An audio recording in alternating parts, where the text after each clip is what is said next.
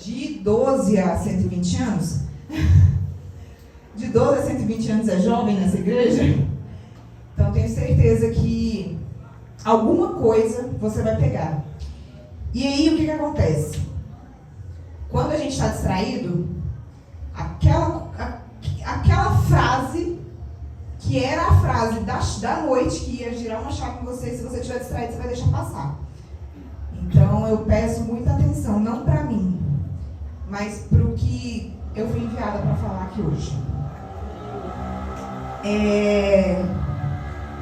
Eu percebi uma curiosidade nessa semana. Eu estava fazendo estudo da palavra e vi que tem uma frase dita 366, citadas 366 vezes na Bíblia. Alguém faz ideia?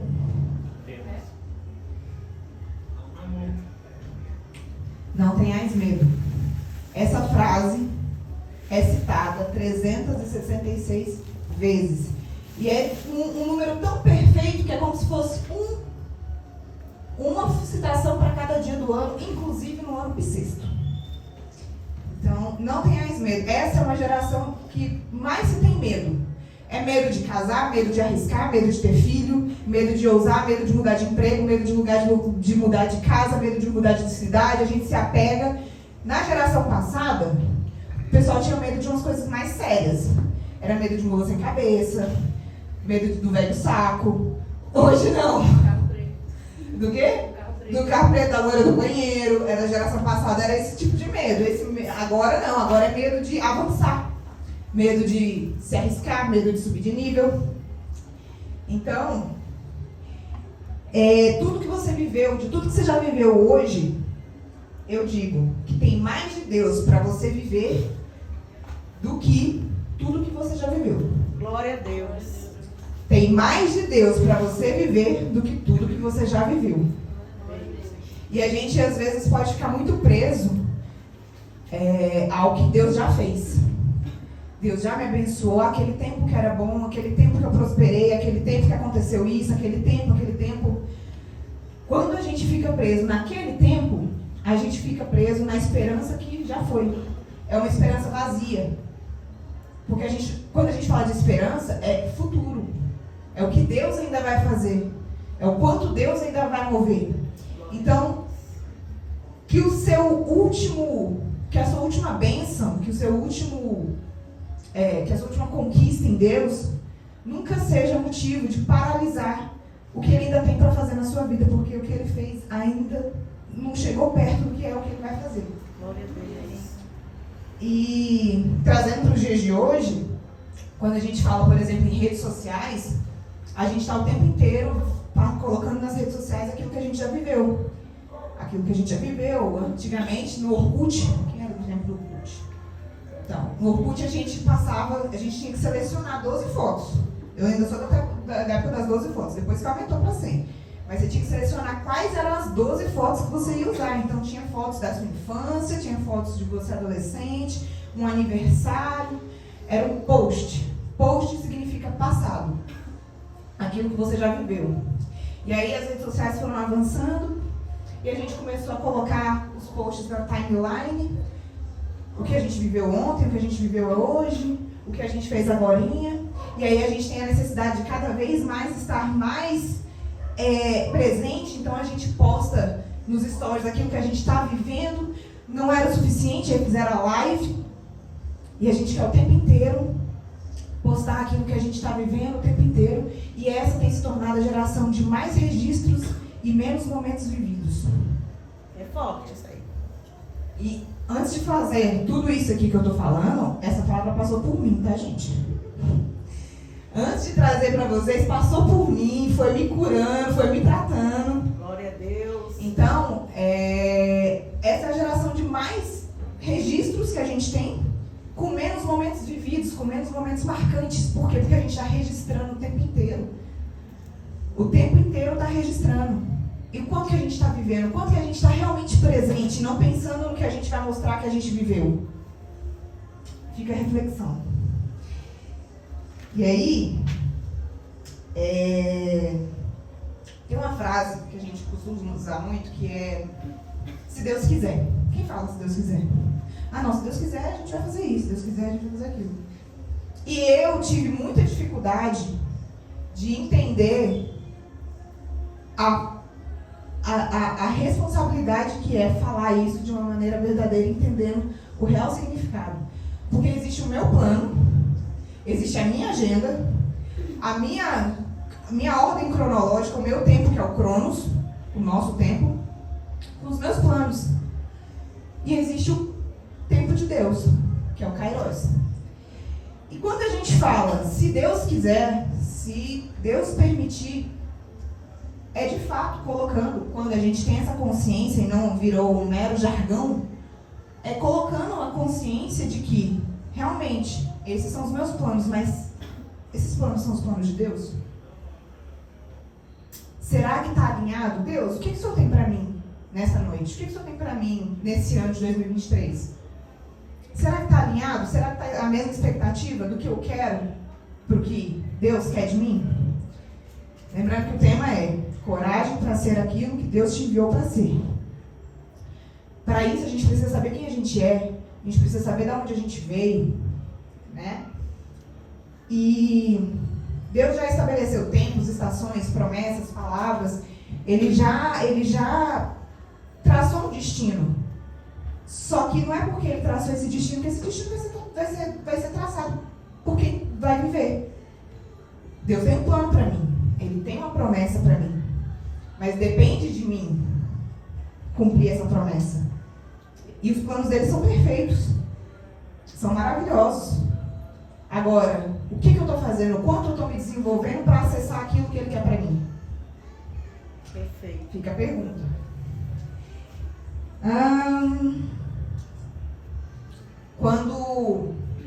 Quando a gente fala da galeria de heróis, que está lá, acho que em Isaías, a galeria de heróis tem o pai da fé, Abraão, José, Davi, estão lá todos os escolhidos, os chamados e os que aceitaram o seu chamado. Aí a gente pensa, nossa, eles foram os privilegiados, eles foram os escolhidos, eles foram os enviados. Não. Eles foram os que aceitaram a missão. E aí a gente se pergunta, como é que a gente vem parar numa igreja, aqui no Recanto? Quem é do Recanto aqui? 1, 2. Eu. Quem mora mais de 20 minutos daqui? Só 20, gente. Quem mora mais de 20 minutos. Agora, quem mora longe? Quem mora longe vem aqui do mesmo jeito. Aqui é o lugar mais improvável para a gente estar no sábado à noite. Mas o que a gente está fazendo aqui? A gente não está aqui porque Deus escolheu a Primitiva para a gente estar aqui essa noite. A gente está aqui porque a pastora Cristiana um dia aceitou um chamado. É verdade. Ela aceitou o chamado de abrir o ministério dela e cuidar do ministério dela aonde quer que seja. Glória a aqui, Deus. nessa garagem. Aí a pastora Cristiana falou assim, a gente precisa de ter culto de jovens nessa igreja. E ela foi lá e delegou a mensagem para quem? A responsabilidade para quem? Para o Lucas. Não tinha culto de sábados aqui quando eu comecei a vir na igreja. Não tinha culto dos jovens. Não tinha, gente, não tinha essa oportunidade de estar mais um dia na igreja, recebendo do Senhor um louvor abençoado desse. O Lucas aceitou a responsabilidade. E aí, numa conversa informal entre a gente, eu com 38 semanas de gestação, recebi o convite para estar aqui. Poderia só falar, não, Lucas, depois que eu parir, aí depois dos 40 dias, aí a gente vai lá, eu vou lá. Vai ser melhor, porque tinha todas as desculpas possíveis para não estar aqui. O Lucas tinha todas as desculpas possíveis para não aceitar esse ministério. A pastora Cristiana nunca teve nenhuma facilidade a mais na vida, muito pelo contrário, por aceitar o ministério dela aqui. Só ela sabe o preço que ela paga. Só ela sabe o preço que ela paga para essa igreja se manter de pé. Então, Deus não escolheu ela. Deus tem um chamado para cada um, mas quando a gente corresponde a esse chamado, aí as coisas começam a entrar em movimento na nossa vida. Glória a Deus. É forte. É forte. É forte. E aí, temos aqui vários jovens que gostam de vir para a igreja, se sentem bem. Chega aqui, tem o louvor, aquele louvor que eu gosto muito. Não quero só me arrepiar, não quero só me emocionar, quero mergulhar. A gente canta isso tão bonito. E quando a gente sai daqui, esse louvor continua sendo verdadeiro?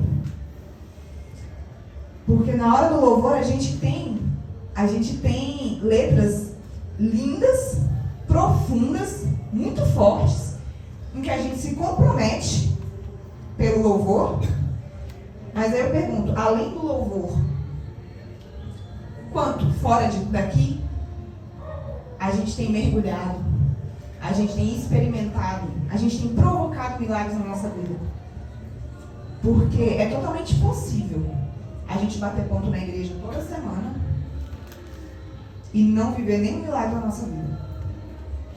É totalmente possível a gente andar do ladinho, de todo mundo que está servindo a Deus, mas a gente está de forma passiva e não viver as bênçãos de Deus.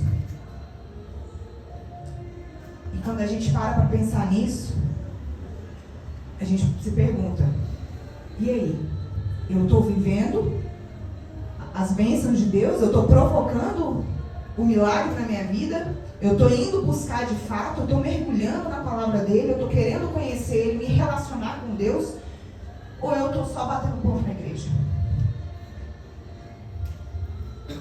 E quando a gente fala trazendo para os tempos de hoje, eu vi uma frase que eu achei bem interessante, que Deus é o maior investidor anjo que tem. Quem conhece investidor anjo, o termo investidor anjo? Investidor anjo é quando o empresário vê lá o seu projeto, você não tem dinheiro para colocar o seu projeto para rodar, mas o investidor vem e banca o seu projeto. Ele gostou do seu projeto, ele vai lá e banca. A diferença entre Deus e o investidor anjo aqui da Terra é que você precisa estar 100% alinhado para ele investir no seu projeto. Ele te dá um sonho, ele coloca no seu coração, você começa a sentir aquilo como verdade na sua vida, como necessidade, e aí ele vai lá e investe. Por quê? Porque está de acordo. Você entendeu o seu chamado, o seu propósito. Qual que é o meu chamado? Está aí no seu coração. Só você tem acesso a ele. Só que você só tem acesso a ele quando você tem acesso ao Pai, quando você sabe quem você é em Deus. E só é possível saber quem você é em Deus quando você entende. Por exemplo, tem muita gente, é outro jargão, somos todos filhos de Deus. Não, somos todos criaturas. Segundo as Escrituras, somos todos criaturas. A paternidade, ela vem a partir do momento que a gente reconhece Jesus como nosso Salvador e a gente vive de acordo com aquilo. Então, Deus é pai daquele que é filho. Ele não é pai de todo mundo. Ele é pai de quem é filho, de quem se coloca na posição de filho, na dependência de filho. Glória a Deus. Tem alguém sendo ministrado aí nessa noite, gente? Glória a Deus. E como é que a gente se põe na posição de filho? Ele fala, chama a mim e responder-te-ei e anunciar-te-ei coisas grandes e insondáveis que não sabes. Quem já ouviu essa frase? Famosa. Vamos lá. Famosa. Está lá na Bíblia. Chama a mim e responder-te-ei e anunciar-te-ei coisas grandes e insondáveis que não sabes. Só é possível isso através do relacionamento, da intimidade. Porque toda a movimentação do céu é uma resposta de um posicionamento que você tem aqui em terra. Glória a Deus. Toda a movimentação do céu é uma resposta do seu posicionamento. Se você tem um posicionamento, o céu se movimenta. Se você está de forma passiva, deixando as coisas acontecerem, o céu vai cuidar de outras bênçãos, de outros filhos, digamos assim. Por quê? Porque você está ali. Você é como se, sabe, quando Jesus estava caminhando e tinha uma multidão, e aí ele sentiu a viúva, a mulher do fluxo de sangue que tocou em suas vestes. E ele para e fala, alguém me tocou. E aí seus discípulos falam, mas Jesus, está todo mundo te tocando. Ele, não. Alguém me tocou diferente, alguém me tocou com virtude. Alguém chamou a atenção de Jesus. Aqui na igreja, tem um monte de igreja cheia de gente. Mas quem é que está chamando a atenção de Deus de verdade? Aleluia. Através do seu posicionamento. Falando em posicionamento, tem uma situação comigo que aconteceu, que eu não sei nem se vocês sabem, se as meninas sabem. Ano passado, quem acompanhou, tem muita gente que conhece, eu passei por um processo de separação. Eu e meu esposo, eu me casei com meu ex-marido. A gente se separou. E no dia que ele saiu de casa, na semana que ele saiu de casa, eu estava muito revoltada. Só de lembrar, eu fico nervosa. Eu estava muito revoltada. E eu falei, Deus, não foi isso. Não foi isso que o Senhor me prometeu, Deus. Como assim? Saiu de casa, falou que não volta e que ele não quer voltar. E a gente nem chegou a se casar. E isso foi o que mais me revoltava. A gente nem casou. Deus, eu quero casar. O Senhor sabe o quanto para mim é importante casar. E eu sei que o Senhor vai cumprir isso na minha vida. Eu estava lá em casa conversando sozinha. Eu passei uns 40 minutos conversando com Deus, andando de um lado para o outro na minha sala. Eu falei, eu sei que o Senhor vai cumprir isso na minha vida. Eu tenho certeza que o Senhor vai me dar um casamento lindo. Não só a cerimônia do casamento em si, que é muito importante para mim, mas também que o Senhor vai me presentear com um homem que vai me honrar. E eu vou me posicionar como alguém que vai ser essa pessoa, que vai ter esse esposo. Eu quero ter, eu quero merecer isso. E eu sei que o Senhor vai me honrar. E em troca não. E como prova da minha fé, eu quero fazer aqui agora um voto com o Senhor. Não é troca e não é barganha. Eu lembro que eu usei essas palavras. Não é troca e não é barganha. É um voto de fé, que eu sei que o Senhor vai cumprir. E então eu vou me posicionar como alguém que já sabe que o Senhor vai cumprir essa promessa. Eu não vou colocar uma gota de bebida alcoólica na minha boca até o dia do meu casamento. Meu marido tinha acabado de sair de casa. Eu não tinha marido, não tinha namorado, não tinha pretendente, não tinha data, não tinha nada. Nada. Vocês sabiam? Contei pra elas. E eu falei, Deus, eu não vou. E isso não é barganha. Eu volto a falar, eu não sei que dia que vai acontecer, mas o Senhor já escreveu esse dia. Eu não sei quantos anos isso vai demorar. Eu não sei, eu não sabia. E aí, assim eu fiz. E eu fiz esse voto, me posicionei dessa forma.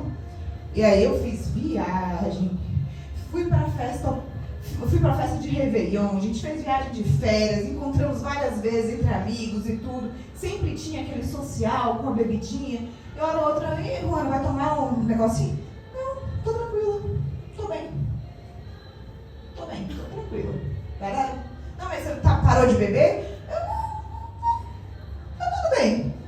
Era assim que você respondia, eu não falava, não, gente, eu tô no propósito, e aí, não, eu só falava. Por enquanto não, hoje não. E esse foi o meu posicionamento. Um ano depois eu estava me casando. Um ano depois disso eu estava me casando. E aí eu lembro quando eu tomei a taça de espumante depois do meu sim, que eu falei, só depois do sim que eu vou beber. Não é no dia do meu casamento, é depois do sim. Depois que eu assinei o papel. E aí eu lembro que eu estava tomando minha taça de espumante e falando, Deus, obrigada. Obrigada. Esse foi o meu posicionamento para isso, naquele momento. Tem vários outros testemunhos que eu posso trazer, mas esse foi um que eu achei que às vezes precisa só de você se posicionar e falar assim, eu creio, Deus, eu creio que isso vai acontecer. Eu creio que eu sei que o Senhor tem isso para mim, sim. E eu vou me posicionar para fazer isso acontecer. Esse propósito, a parte da bebida foi só um detalhe. Tem todo um comportamento em volta disso, tem toda uma mudança de ambiência, de comportamento, de modo de pensar, de modo de agir, para que você de fato caminhe para a sua bênção, seja ela qual for. E Deus tem promessas para você muito antes do ventre da sua mãe. Glória a Deus. Deus sabe o teu nome, Ele te chama nos céus pelo nome que só o céu sabe muito antes de você nascer. Então, para você que acha que veio porque, Ah, não foi planejado. Ah, não, porque eu vim na hora errada. Ah, porque minha mãe estava com muito medo de me ter.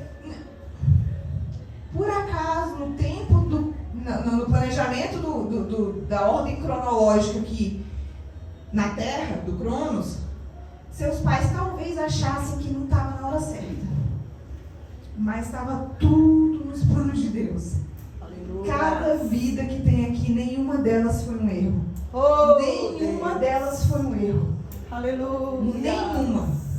Nenhuma foi por engano. Porque Deus não erra. E para cada um aqui, Ele tem sim o seu plano, o seu planejamento. Para cada um aqui, Ele tem Aleluia. aquilo que é só para você. Para mais ninguém. O que só você veio fazer, ninguém mais pode acessar. É seu. Agora, cabe a você corresponder a essa expectativa e alinhar. Deus, e aí? O que o Senhor tem para mim? Porque a gente fica muito limitado ao que a gente vê, ao que a gente crê.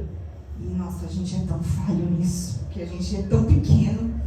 Verdade. Tem uma... Seja bem-vinda, Luciana Barbosa. É um prazer receber você na Igreja Primitiva. Ela estava trabalhando, gente. Fiquei até honrada dela conseguir vir. Achei... Olha que lindo. Entrei desapercebida, né? Tem uma... Eu vi uma vez um significado para mapa e território. A diferença de mapa e território. Acho que a Lu até estava com a gente, estava comigo lá, com o Pablo, no IP. Estava falando da nossa visão, né? Muito limitada, as nossas crenças. A gente fica limitado ao que a gente viu, ao que a gente sabe. O que a gente sabe é como se fosse um mapa. É o mapa que a gente tem, do mundo, da vida. Isso é o que a gente sabe. Território é o que Deus tem pra gente. Então, às vezes, sua visão não está vendo todo o território. Às vezes não, sua visão não está vendo todo o território. Você está limitado ao seu mapa. O seu mapa é desse tamanho assim, ó, pequenininho. Seu mapa tem pouquíssimas informações. Seu mapa não está detalhado, porque você, por mais que você já tenha vivido, o seu mapa ele é limitado. Mas quando a gente pensa na grandiosidade daquilo que Deus tem pra gente e não limita ele, a gente consegue começar a pensar na expansão do território. Glória a Deus. Que é o que Deus tem pra gente de fato. Não é aquilo que a gente sabe, não é aquilo que a gente vê. É o que de fato Ele tem, que é muito maior, é muito melhor, é muito mais perfeito, é muito mais agradável. Glória é a além Deus. daquilo que a gente consegue imaginar, porque Ele tem coisas insondáveis. Como é que é a frase? Anunciar-te-ei coisas grandes e insondáveis que não sabes. A partir do momento que você clama a Ele. Glória a Deus. É forte, gente, é forte. E aí tem, em João, a parte em que fala que Deus Deus amou o mundo de tal maneira que Ele enviou o seu Filho único para todo aquele que nele crê, não pereça, mas que tenha a vida eterna. É isso? É isso. E aí eu vou colocar na minha introdução. Deus amou você de tal maneira que Ele aceitou abrir mão de Jesus por um tempo para... Peraí, coloca. Eu tentei não ler, gente, aí tá vendo? Deus amou você de tal maneira que Ele aceitou abrir mão de Jesus por um tempo, mas não aceitou abrir mão de você para sempre. É forte isso aí.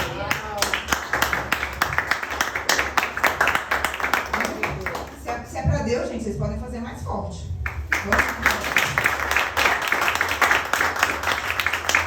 Eu vou ler de novo para você internalizar isso aqui. Deus amou você de tal maneira que Ele aceitou abrir mão de Jesus, o seu único filho. A Bíblia não fala que foi o filho favorito, o primeiro filho, o filho mais bonito, o filho mais legal. Não. Deus abriu mão do seu único filho por um tempo para que Ele não tivesse que abrir mão de você para sempre. Para que Ele não perdesse você. Então, ele veio aqui para nos salvar. E aí eu estava conversando com meu esposo esses dias sobre salvação, e ele me trouxe um conceito muito interessante que eu vou reproduzir para vocês, que eu achei muito legal. Que a salvação é como se fosse um ticket para o céu. Deus te deu, tá aqui, ó, todo mundo tem um ticket para ir para o céu. Só que para você acessar o céu, você tem que passar pelo caminho. E aí, no meio do caminho, tem o topo do Everest, tem que passar pelo Vale da Sombra da Morte. Você tem que caminhar, tem que fazer o percurso até chegar no céu. Não basta você ter o ticket. Você não vai chegar lá teletransportado, apesar do arrebatamento. Deus vale. Entenda a figura de linguagem. Você precisa, além de você ter o seu ticket, você tem que fazer o caminho até o céu. Então eu falei, muito interessante. Todo mundo tem acesso ao céu. E você pode, inclusive, ter acesso ao céu sem os milagres. Como eu disse, é totalmente possível você vir para a igreja, você ser legal, você ser uma pessoa boa, mas viver de forma passiva os milagres de Deus. Então, você pode chegar lá no acesso. Mas e o galardão? O galardão você desenvolve aqui. O galardão é aqui, ó. A herança fica em terra.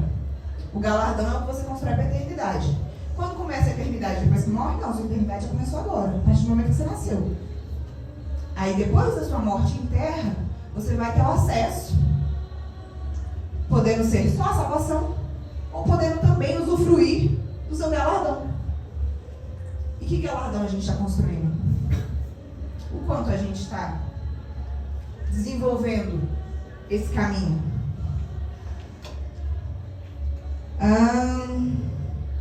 Isso tudo é para a introdução, tá, gente? A gente vai começar a palavra agora. Brincadeira. Então, assim, quando eu tenho esse entendimento de quem é Deus e de quem sou eu em Deus, aí eu começo a ter possibilidades de ter o relacionamento que eu preciso ter para ter a intimidade com Ele e entender quem eu vim para ser. Entendeu? Ficou confuso? Vamos lá. Quando eu entendo. Ficou confuso, né? Quando eu entendo. Quando eu tenho esse entendimento de quem é Deus, de quem sou eu em Deus, aí eu começo a ter o entendimento de quem eu posso ser segundo o que Ele quer para mim. Perfeito. Por quê? Porque não adianta eu falar para você que você tem que ter coragem para você ser quem você foi enviada para ser segundo Deus. Se você fala assim, mas quem é esse Deus? Deus é abstrato demais. E quem sou eu? Eu acho que eu nem quero, eu nem tenho essa ambição de fazer a diferença no mundo. Eu só quero fazer o meu papel aqui do básico. Quando a gente não tem esse entendimento de quem nós somos em Deus, a gente quer ficar aqui tranquilo sem chamar muita atenção. Porque chamar atenção dói quando a gente se expõe. A gente vira alvo, de certa forma. Então não tem como eu querer ter coragem para ser em Deus aquilo que Ele quer de mim, sem me expor, sem virar alvo, sem passar por todos os desafios que Ele vai fazer a gente passar, todas as provas que Ele quer pra gente. Então, não dá pra ser quem Deus me chamou pra ser se eu não souber quem Ele é. E se eu não souber quem Deus é, quem sou eu em Deus. E toda vez que a gente tem um novo nível de revelação sobre quem nós somos, toda vez que acontece isso, a gente traz um novo nível de revelação sobre quem Deus é. É forte isso aí. Então, eu só consigo acessar um pouquinho mais ao Pai quando eu me conheço um pouco mais. Porque se Deus está em mim, eu reconheço Deus dentro de mim. Então, a partir do momento que eu consigo me conhecer um pouco mais, eu consigo entender um pouco mais sobre quem Deus é na minha vida, dentro de mim. E nós somos a geração mais confusa, que mais sofre de ansiedade. A pastora tem falado muito disso. Que a gente tem, que de fato a gente é uma geração que sofre de ansiedade. daqui 8 anos, a OMS já disse que, já declarou que vão ser a geração com mais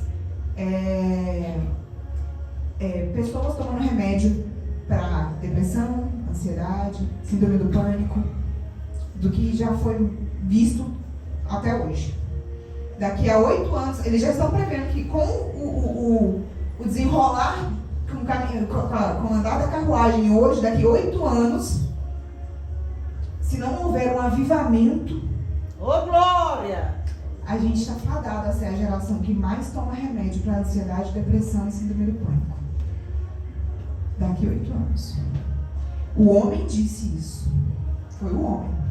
O tempo é o tempo do homem. Tá no Kairos. Agora Deus chamou a gente para fazer algo novo, para trazer avivamento. Ô, Cada jovem aqui tem um ministério. Aleluia. Aleluias! E aí, a gente vai deixar isso acontecer? Nunca. Porque se Deus já lançou qualquer palavra na sua vida de que você vai ser alguém que vai falar para multidões, que você vai fazer a diferença na sua casa e você não está fazendo ainda, o quão negligente você está sendo? Fica aí essa reflexão. Porque uma geração que não sabe quem é uma geração doente. E você está na igreja, não muda a sua história. Você saber quem você é, muda. Aleluias! É forte. Você não foi chamado para ser um espectador. Para ficar assistindo a vida dos outros, para ficar vindo aqui na igreja bater ponto, para ir para o seu trabalho e voltar sem ninguém nem saber seu nome direito. Para você ir para a sua faculdade, para a sua escola e as pessoas te conhecerem como a Ana da enfermagem. A Yasmin do 3º ano. A Júlia, ela canta lá na igreja dela. Tem o Dieguinho mexe com investimentos.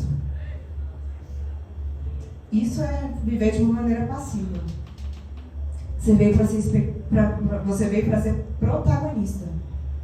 Para as pessoas falarem de você segundo o que Deus tem para fazer na sua vida. Glória o reflexo a Deus. dele. Quando eu estou orando pela Bela, a Luciana um dia me disse que o significado do nome dos seus filhos, quem dá é você. Então, independente do nome, você que dá um significado. Eu achei isso o máximo. Eu falei, me deu poder total. Então, agora, Bela significa aquilo que eu quiser. E eu quero que seja representante do reino. E toda oração eu falo, minha filha, seu nome é Bela. Bela significa representante do reino aqui na terra. E as pessoas vão olhar para você e vão sentir Deus através do seu olhar, da sua presença. Glória a Deus. E não era isso que eu ia falar. Mas quando a gente tem esse entendimento, é libertador. Quando a gente sabe quem a gente é em Deus, a gente não está nem aí pro que vão pensar da gente, pro que vão falar. Verdade. Se eu estou aqui engasgando para falar, se o louvor às vezes está desafinado, se a igreja é numa garagem, se eu chamo alguém para vir aqui e aí eu tenho que me explicar que a igreja que eu vou é no recanto, é numa garagem, é um lugar pequenininho e a pessoa, não, quando a gente sabe quem a gente é, o ambiente pouco importa. Verdade, Deus. É a gente que faz a diferença. Aleluias. Quando a gente sabe quem a gente é, eu nem me importo de estar aqui na igreja pela 30ª vez com essa calça na gravidez. Porque é a única que cabe agora. E ela ainda foi emprestada. Fui lá no guarda-roupa de Luciana, peguei emprestada, não vou devolver mais. Eu não tô nem aí pra isso. Tô linda aqui, porque eu tô aqui pra Jesus. Ela que compre outra. Então. Eu achei a preta. Achou a preta, ó. Vou lá, vou passar na sua casa. Então eu volto a falar que o seu último milagre, que a sua última bênção, não seja motivo para paralisar você, para dar continuidade no seu caminho. Porque aí eu trago o exemplo do deserto. O deserto foi uma das situações que tem na Bíblia mais caóticas, na minha opinião. Porque, vamos lá, a ordem era: marche, eu estou aqui, eu vou prover e eu mando maná todo dia. E não é para acumular o maná. quem acumulava maná fedia. Porque o maná fede, maná é comida. O maná descia do céu. Deus falava, não acumule. E aí, quem andava pelas tendas do povo, conseguia saber quem é que acreditava na provisão e quem não acreditava na provisão. Porque quem acreditava tinha descartado o seu maná. Quem não acreditava estava guardando o maná e o maná estava fedendo. Por quê? Porque a bênção foi recebida, eu fiquei com medo de não receber mais ela de novo e eu guardei a minha provisão. Por quê? Porque eu não sei quando é que Deus vai prover de novo, mas eu te digo, se Deus já proveu hoje, Ele provê amanhã também. Glória a Deus. Não é para você ficar acumulando bênção, é para você usufruir, viver essa bênção e liberar. Caiu aquele dinheiro e aí eu vou guardar aqui, em vez de eu pagar o fulano que eu tenho que pagar, eu vou guardar o meu dinheiro, porque eu não sei quando é que eu vou ter outro. Então, vou manter aqui para mim. Isso é não acreditar na provisão. Quando a gente faz isso, a gente não está acreditando na provisão. Quando a gente retém a bênção, a gente não está acreditando na provisão. Porque quem já mandou, hoje vai mandar, a porção de hoje é para hoje. A de amanhã vai ser liberada amanhã. Glória a Deus. E assim você se coloca na dependência de Deus. Mas para fazer isso tem que ter coragem. Coragem de ser aquilo que Ele te chamou para ser. E Deus está fazendo algo novo. O avivamento é necessário. E a pergunta que eu faço é, você está participando disso? De que forma? Você está de maneira ativa ou passiva? Você está vendo as coisas acontecerem e achando muito bonito o movimento do culto jovem, o movimento da expansão da igreja, que a igreja vai se mudar daqui, ela não está mais cabendo aqui. Ela vai se mudar, ela vai crescer. Você está vendo? Jesus. Ou você está fazendo parte disso? O quanto você está colaborando? Dentro da sua casa, você está vendo as coisas acontecerem de maneira passiva ou você está ali como instrumento? Você está ali fazendo a diferença de alguma forma? Deus, o que o Senhor quer que eu faça? É a pergunta que a gente tem que fazer o tempo inteiro. Deus, o que o Senhor quer de mim? Quais são os seus planos para 2023 na minha vida? Não é assim, Deus, então, eu quero isso, eu quero aquilo, eu quero muito. Ele quer ouvir de você aquilo que você quer. Ele quer que você fale. Tanto que o que ele mais faz na Bíblia são perguntas. Da história, são perguntas. O que queres que eu te faça? Ele quer ouvir de você o que está no seu coração. Mas ele também quer saber que você está de acordo e disposto a viver sobre aquilo que ele quer para você. Aí, oração que eu faço também. Meu Deus, o Senhor conhece meu coração, eu quero muito isso, eu quero aquilo. Mas que o Senhor frustre todos os meus planos que não estão de acordo com o que o Senhor tem para mim. Tem que ter muita coragem para falar isso. Eu falo para Deus, toda oração minha, eu falo para Ele, frustre todos os meus planos que não estão de acordo com os seus. Feche as portas que eu não tenho que entrar, tire as pessoas de perto de mim que não tem que estar, frustre todos os meus planos que não estão de acordo. E assim eu já tive respostas imediatas. Tipo, no dia seguinte, um negócio estava pronto para acontecer, não aconteceu. E eu queria muito que acontecesse, mas não aconteceu. Por quê? Porque eu falei para Deus, frustra. Fecha a porta que não é para abrir. Tá fazendo sentido para alguém aqui? Glória a Deus. Tá indo? E aí eu venho para a última parte. Para te falar que você não tem todo o tempo do mundo para tomar as decisões que você precisa tomar. Porque se Deus quer ouvir de você, Deus quer relacionamento com você, Ele quer habitar em você. Ele quer te encher dele. Ele quer te esvaziar de você, das suas manias, das suas crenças, das suas limitações, do quão pequeno você pensa. Ele quer te esvaziar para te encher dele, para ele habitar em você. Só assim é possível, de fato, você viver na comunhão plena com ele. E aí eu te falo, você não tem todo o tempo do mundo para tomar as decisões que você precisa tomar, para se posicionar da maneira que você precisa se posicionar. A vida é um sopro. Tá aí, ó, um monte de famoso que hoje tá fazendo show, no dia seguinte morreu. Entrou no avião, explodiu.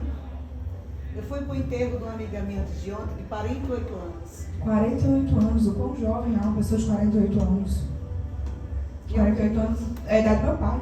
Pois é, eu tô com 46, uma menina de 15. Então, a gente não sabe quando é que Deus vai levar a gente. A gente não sabe quando é que está escrito para que a gente vá embora. E a pergunta que eu te faço é, se você fosse embora amanhã, o que você escreveu até hoje? O que você construiu até hoje? É forte. O que você deixou? Cadê o legado? Cadê o legado? Cadê o galardão que você vai ter acesso lá? Se é que vai ter. Tem gente que acredita em previdência social, mas ainda não entendeu que o que a gente está construindo aqui é desenvolver o galardão da eternidade. Verdade. Glória a Deus, é forte. Previdência social são quantos anos? 40? 40 anos pagando previdência social? Acho que é um negócio assim. 40 anos ali se acreditando que o governo vai te devolver aquilo na hora que você precisar. Mas a gente ainda não entendeu que o que a gente está desenvolvendo aqui hoje, que o que a gente está construindo, é o que vai sustentar a gente na eternidade. Então, fica aí esse outro questionamento. Porque eu preciso ser intencional na construção da minha história. Eu gosto muito de falar de intencionalidade. Do quão intencional você tem que ser. Do quão intencional eu sou dentro dos meus processos, dentro da minha vida, dentro da minha jornada, dentro dos meus relacionamentos, dentro das amizades que eu construo. Intencionalidade mesmo. Na construção da minha jornada com Deus, da fé. O quanto eu estou sendo intencional. Porque são muitos os espectadores. São muitas as pessoas que estão assistindo. Poucos são os que assumiram o papel de filho. Poucos são os que corresponderam ao chamado que Deus tem pra gente. Por isso que poucos estão na história. Não é porque Deus escolheu. Porque eles responderam. Cada um aqui pode responder de acordo com aquilo que ele mandou. Eu estou sendo repetitiva porque é importante que isso faça sentido e que isso impregne na sua mente sobre o quanto, às vezes, está sendo negligente. A gente está sendo negligente. Eu tenho sido negligente. Tem dias que eu falo, caramba, eu não estou alinhada. Eu sei que eu não estou alinhada. Não estou. E estar na igreja não te torna filho. Não te torna filho. Eu tenho que te dizer isso. É um caminho, é um dos caminhos, mas estar na igreja não te torna filho. O que te torna filho é a tua essência. É quando você nasce de novo, quando você tem um novo comportamento, quando você se transforma de fato fora daquilo. Que é muito bom ser crente dentro da igreja, é muito fácil ser crente dentro da igreja. Pois é na tua casa, é no teu trabalho, é na tua escola que faz a diferença. Ele te aceita do jeito que você é. Vinde a mim como estás. Mas você não tem como permanecer a mesma pessoa se você realmente se encher dele. Ele vai te transformar no meio do caminho. Você vai começar a se sentir incomodado em ser desse jeito que você é. A partir do momento que você permite que ele entre na sua vida de maneira plena. Sem toque. Deus, vem, faz de mim o que o Senhor quiser. Você pode estar do jeito que for. Você não tem como permanecer do mesmo jeito. A partir do momento que você aceita ele na sua vida de verdade, de maneira plena. E para isso a gente precisa se esvaziar. A gente precisa mudar todo dia, a gente precisa aceitar todo dia o quão pecador a gente é. E tem mais, o pecado é igual a vida fitness. A correlação que eu vou fazer aqui, tem a vida fitness que você está ali seguindo, é um estilo de vida, não é simplesmente uma dieta, é um estilo de vida. E aí você dá aquela bobeada. Opa, deslizei, jaquei. Aí como você jacou na quinta, sexta-feira já é sexta, o final de semana tá chegando, você vai deixando pra lá, quando você vê, na semana seguinte você não quer voltar pra vida fitness. Desse jeito. O pecado é mais ou menos assim. A gente peca, aí a gente se envergonha porque pecou, e a gente se afasta porque a gente acha que Deus tá nos julgando, porque a gente pecou. Não foi Deus que se afastou de você por causa do pecado. Foi você que se afastou de Deus porque você se envergonhou dele. Assim como Adão e Eva no paraíso. Então é sobre ter... Era com você que eu estava no carro? É sobre ter vergonha de pecar quando ninguém está vendo. Mas ainda assim se manter na presença dele. Glória a Deus. É você nunca mais, quando você tem ele dentro de você, você vai continuar pecando. Não tenha dúvida disso. O pecado faz parte do homem. Mas a partir do momento que você tem ele na sua vida, você começa a se incomodar e você evita. Você busca mudar o seu comportamento para que você faça diferente, para que você agrade a Deus. Porque o nosso objetivo aqui, o nosso único objetivo aqui em terra é agradar a Deus. Ele se alegra quando a gente se agrada dele, quando a gente agrada a ele. Ele se alegra disso, é isso que ele quer. Ele quer você falando, Deus, eu quero te agradar. E aí agindo de acordo com isso.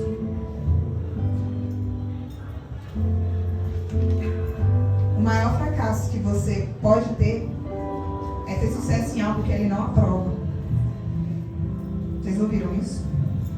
O maior fracasso que você pode ter é ter sucesso em algo que ele não aprova. Uau. É por isso que tem tanta gente É forte. cheia de dinheiro e vazia, escassa, pobre. Verdade, Deus. Não pobre, mas não pobre que só tem dinheiro. Por quê? Porque essa pessoa fez o planejamento dela, seguiu o planejamento dela, chegou, conquistou algum sucesso, mas não estava alinhado com o que Deus queria para a vida dela. Então ela se sente vazia. Não foi o suficiente. Tá cheio de artista, milionário, empresário, depressivo. Aí você olha para ele e fala, mas ele tem tudo. Como assim? O Whindersson Nunes sofreu de depressão, gente. Ele tem tudo. Quanto estava alinhado? Não estou aqui para julgar se fez certo, se não fez. É um exemplo. Você não tem todo o tempo do mundo. Deus já lançou promessas na sua vida. E se você ainda não está se movimentando para cumprir elas, você está sendo negligente. Se o seu ministério ainda não está ativo, você está sendo negligente. Qual é o ministério? É a sua família? É o louvor? É você falar para pessoas? É você usar o seu Instagram? Se você ainda não está falando para as pessoas do quanto Deus é vivo e é real, quão negligente você está sendo nessa geração que é necessário ao avivamento? Se Deus for o centro de todos os seus planos, você vai prosperar. Glória a Deus. E que as canções que você louva na igreja, você preste atenção nas letras dela. Porque tem ali algumas coisas que a gente está falando e tá só sendo bonito. E aí eu te convido a partir de hoje, não deixar mais nenhuma letra passar. Meditar nas letras de todas as canções. Para pensar, caramba, opa, é isso que eu tô falando. Faz sentido ou não faz? Será que eu tô pronta ou não tô? Deus, me reveste. Deus, me esvazia. Deus, sonda-me. Me conhece. Me quebranta. Deixa eu ser seu instrumento. Deixa eu ser usado. Mas como é que eu vou ser usado enquanto eu não tiver relacionamento? Como é que eu vou ser usado para falar com outro se eu ainda não fui transformado? Deus, me transforma. Faz diferente. Faz algo novo. O que eu tenho que fazer? Para onde eu tenho que ir? Como que eu tenho que começar?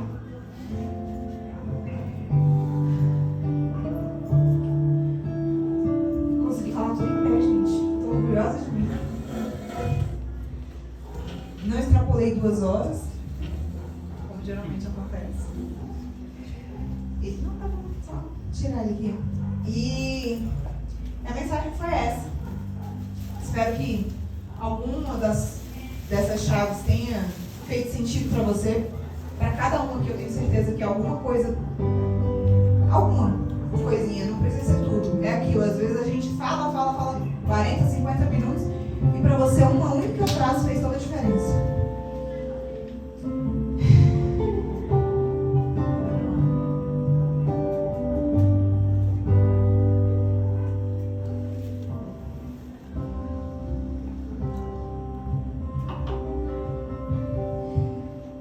Eu gostaria agora de que a igreja ficasse em pé e que as luzes se apagassem. Você fecha os seus olhos e ministre no seu coração. Não perca a oportunidade, você não tem todo o tempo do mundo. Tenha coragem. Coragem para ser quem Deus te chamou para ser. Filho amado. Ele está cheio de planos para você. Então se coloca diante da presença dele. Sonda-me, Senhor, e me conheces. Quebranta o meu coração. Transforma-me conforme a tua palavra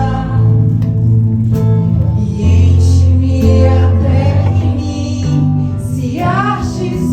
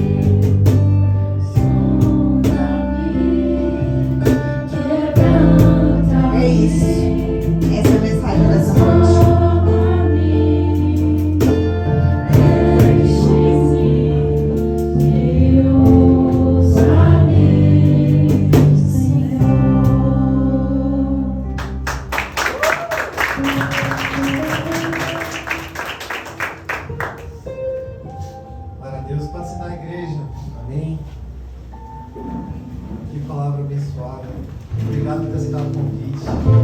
Obrigada. Continue te usando grandemente. Eu gostei muito da tua palavra, fiquei meditando ali. E realmente a gente está numa geração que tem muito medo. Tem medo de se posicionar,